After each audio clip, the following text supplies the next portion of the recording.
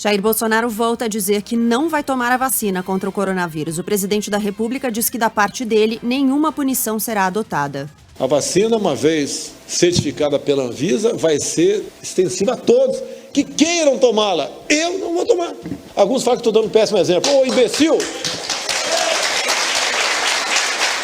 O idiota que está dizendo que eu estou dando um péssimo exemplo, eu já tive o vírus, eu já tenho anticorpos, para que tomar vacina de novo?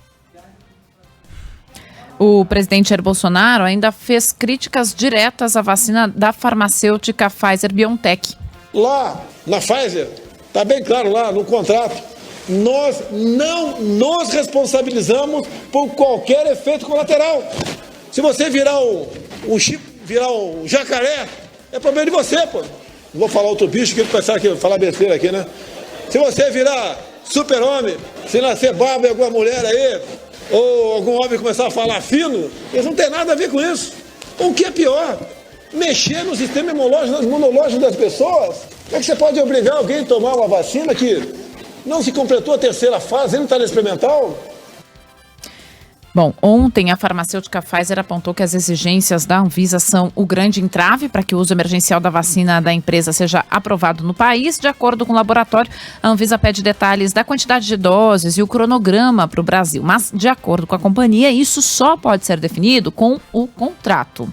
Vamos às mentiras do que disse o presidente Jair Bolsonaro. É mentira o que diz o presidente Jair Bolsonaro.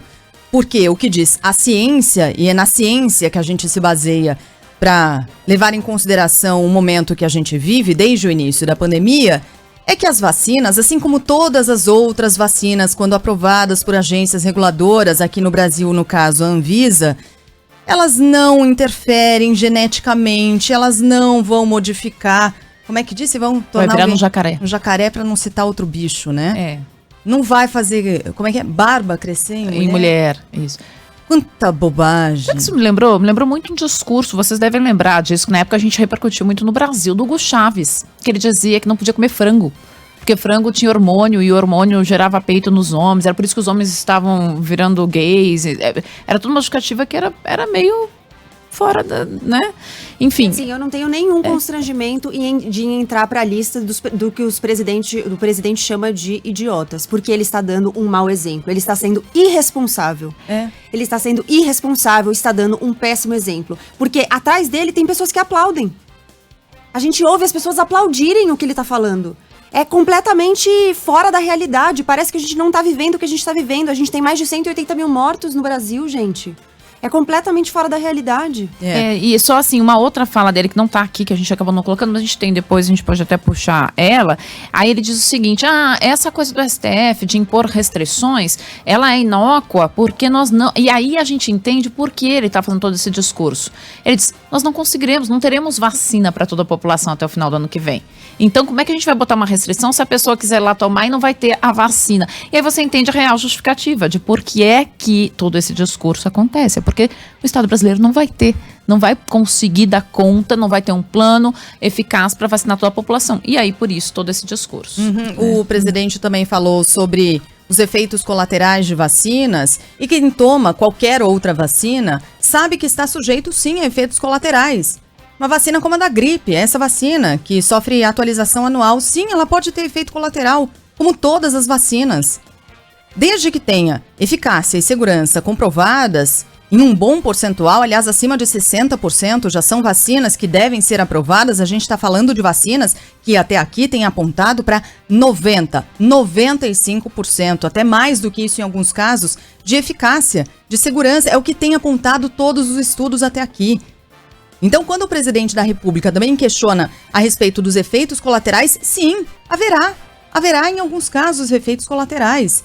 Mas eu garanto, e a ciência garante, e os médicos garantem, não. E, aliás, a história de todos os institutos centenários, como no caso do Instituto Butantan, por exemplo, de todos os laboratórios e farmacêuticas, que as vacinas, quando aprovadas, podem ser seguras, eficazes, podem ser aplicadas para aqueles públicos a que se destinam, desde que sejam respeitados esses públicos, não é? Quantas campanhas de vacinação a gente noticia aqui no ar falando, olha, gestantes não podem ser vacinadas, né?